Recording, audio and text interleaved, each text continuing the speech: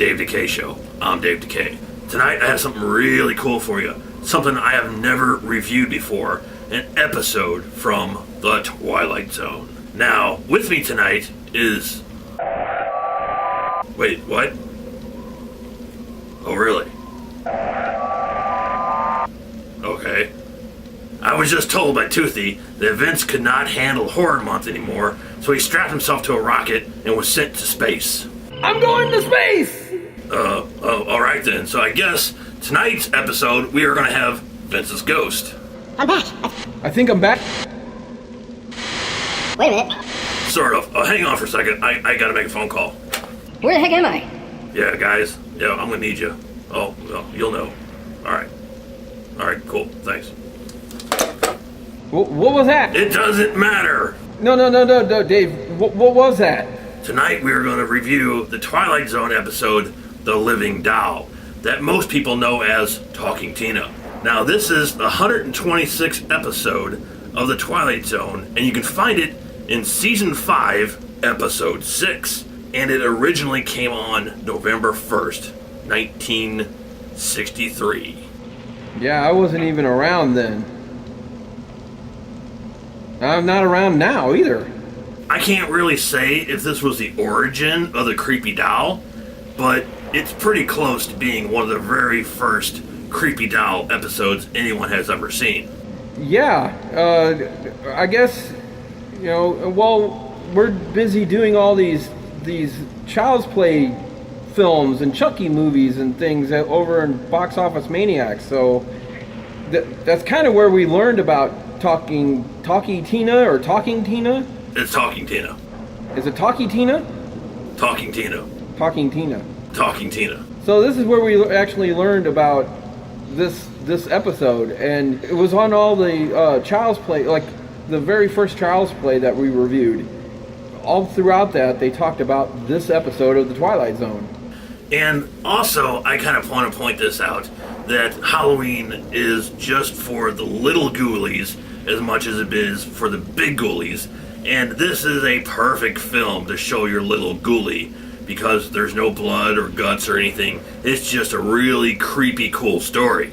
Well, I don't know. It might creep the little ones out completely. Exactly, and I really hope it does. Yeah, they need to have some fun too. Telly Savalas is actually in this, and for those who don't know who Telly Savalas is, he later becomes Kojak and becomes pretty famous, but I don't think he was Kojak at this point. No, I think he was kind of like William Shatner was at this point, because nobody really knew who William Shatner was at that moment really either. I mean, he hadn't done Star Trek yet.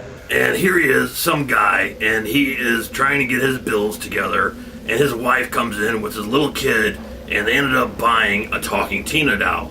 And the guy kind of flips out because he didn't want his wife to spend the money on this Talking Tina doll. And he's also this little girl's stepdad, which is kind of odd, I mean, for this time period. I mean, not that they didn't have stepdads or anything then, but it seems like it would have been more something that happens nowadays rather than way back there in the 60s and the 50s. And this is, this dad is trying to deal with being a stepfather to this little girl and a new dad in her life, and you have his wife that he's kind of controlling and doesn't want her to spend money, and it kind of deals with issues that people go through even now today, is what I'm getting at. Yeah, but the guy was kind of a jerk as well. Yeah, he's a major jerk. So the ghost of Vince, put yourself in the seat in front of this old black and white television back in the 1960s, and this comes on. And up to this point, you haven't really seen that many talking creepy dolls. And can you imagine people watching this back in the 1960s flipping out when that doll starts talking?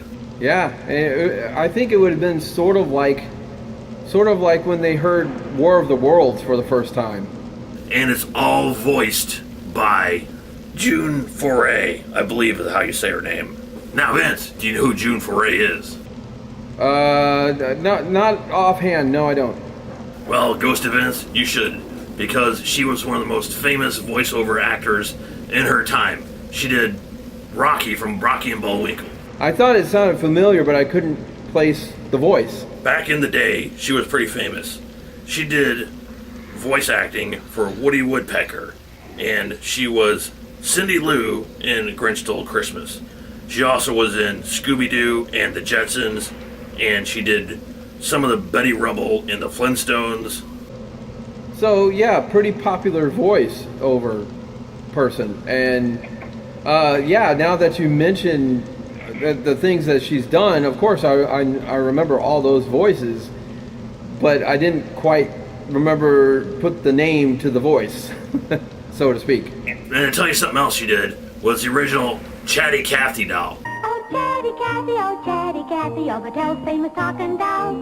We pull the rings, and you say 11 different things. Let's play house. Please change my dress. We can change your dresses now, goodness knows. Now you've got a wardrobe full of pretty clothes. For nursery school, you're crisp and cool. For summer, there's a playtime set. In winter, brr, your collar's fur. In a coat as cute as you can get. I love you. You love your mamas, and they love you sleepy time pajamas. Just pull the ring. You never know what she'll say next.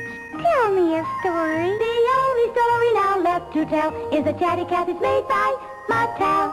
You'll find Chatty Cathy and her costume sets wherever toys are sold. You can tell it's Mattel, it's swell. Now, can you imagine Chatty Cathy telling you, Now you got a stroller too. Oh, Chatty Cathy, Mattel made it just for you.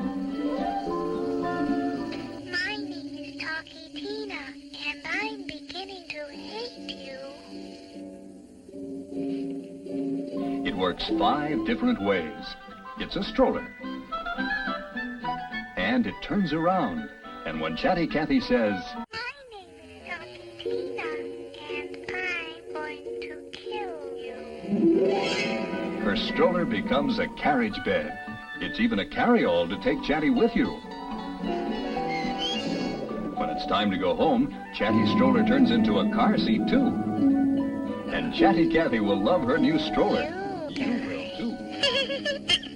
no special effects here, all just really fantastic, solid acting.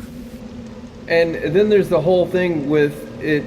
They don't actually, unlike Chucky, they don't actually show it running around the house or doing anything, you know. But there's those moments in this show where, like, he picks up the phone and she calls him, and he picks up the phone and she's on the other end and she says, "I am going to kill you." And again, that's so great because you can use your imagination and you can see that doll picking up the phone and talking to him. Right, from wherever it was, you know. At one point in the TV show, he throws it away. He throws the doll away, which they also did to Chucky at one time. I was about to say that. In one of the Child's Play, she throws Chucky away, puts a lid on it, and walks away. And, of course, that was, again, inspiration from this movie. And then, you know, they can't find the doll, which is kind of like what happens in a couple of the other Chuckies. But, you know, they couldn't find the doll for a little bit, and then he does find the doll, and he's trying to figure out why it's alive and whatnot. And it is a really cool episode of The Twilight Zone. And like I said, if you have any little ones and you want to just scare them a little bit for October, or even show this to them on Halloween, turn all the lights off, try to get a good stormy night, and put this on. And it's actually on Netflix, so you can watch it on Netflix. It's episode 6, season 5, called The Living Doll. And when I was alive and growing up, I used to watch these episodes with my mom and my grandmother. This is what I grew up on, was The Twilight Zone and things like this. This was my actual first introduction into anything that was mysterious or horror or science fiction. This was it. Twilight Zone and Alfred Hitchcock and things like that. Night Gallery. This is such a great October film, and that's why we needed to bring it to you.